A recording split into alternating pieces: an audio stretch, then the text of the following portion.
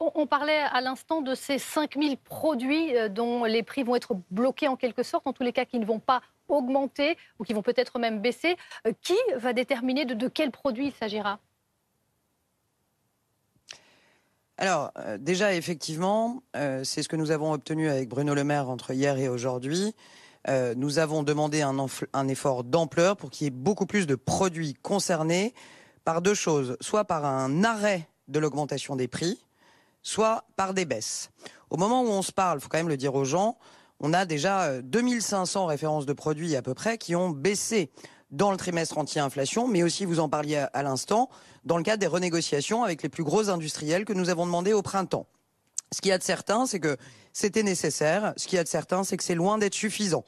Donc nous avons demandé avec Bruno Le Maire à ce qu'il y ait 2 fois plus de produits dans les prochaines semaines. Donc là, on ne parle pas de quelque chose pour 2024, qui soient concernés par ces baisses de prix. Ça n'est évidemment pas l'État qui, à la place des distributeurs ou des industriels, va dire il faut baisser ce jus de pomme plutôt que ce jus de pamplemousse.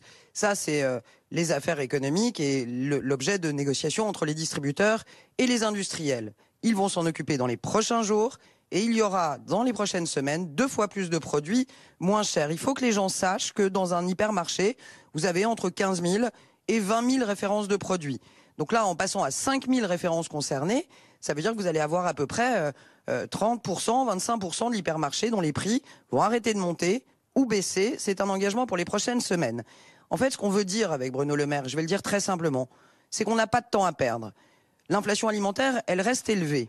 Mais ce qu'il y a de vrai, c'est qu'elle est beaucoup moins élevée qu'au mois d'avril. Pour autant, ce qui compte, c'est ce que ressentent nos concitoyens quand ils vont faire leurs courses. Il y a quelques produits qui baissent dans le panier. Très bien. Mais le ticket de caisse, à la fin, au global, il baisse pas assez. Donc, 2 fois plus de produits concernés par un arrêt de la hausse ou par des baisses de prix. Deuxièmement, vous l'avez dit, nous avons demandé aux distributeurs et aux industriels, qui vont le faire, d'avancer de 3 mois, pour dire les choses, les renégociations qui, d'habitude, une fois par an, vous venez de bien l'expliquer, on voit des nouveaux tarifs arriver au mois de mars.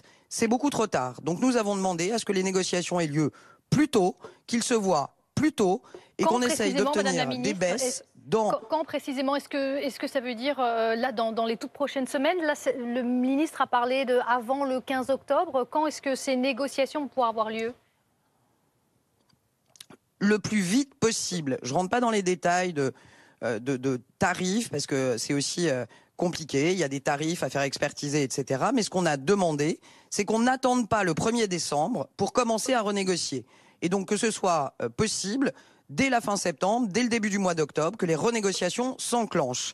L'autre chose qu'on a dite et qu'on a rappelé avec Bruno Le Maire, et je veux être très clair là-dessus, c'est que les lois qui ont été votées, notamment la loi Egalim, jamais n'interdit de répercuter ces baisses de prix, quand elles sont obtenues dans les renégociations, le plus vite possible. Et nous avons aussi demandé aux distributeurs d'appliquer plus rapidement les baisses de prix quand les industriels effectuent des baisses de prix. On n'a pas 2 mois à perdre quand des industriels consentent à des baisses de prix. Il n'y a pas 2 mois à perdre pour afficher les baisses de prix en hypermarché. C'est aussi ce qu'on a demandé aux distributeurs. On a souvent présenté effectivement les industriels comme ceux qui jouent moins le jeu et les distributeurs, la grande distribution, qui seraient plutôt considérés comme les gentils, mais ce n'est pas le cas. Vous avez aussi tapé du poing sur la table par rapport aux distributeurs. Il faut qu'ils répercutent plus vite ces baisses de prix.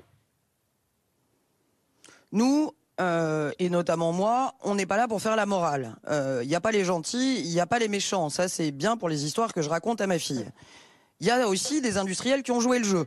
Il y a des industriels qui ont fait des baisses de prix massives. Je pense à l'huile de tournesol, moins 15, moins 20%. Donc il y a eu des baisses de prix. Vous avez eu des baisses de prix aussi importantes sur les pâtes.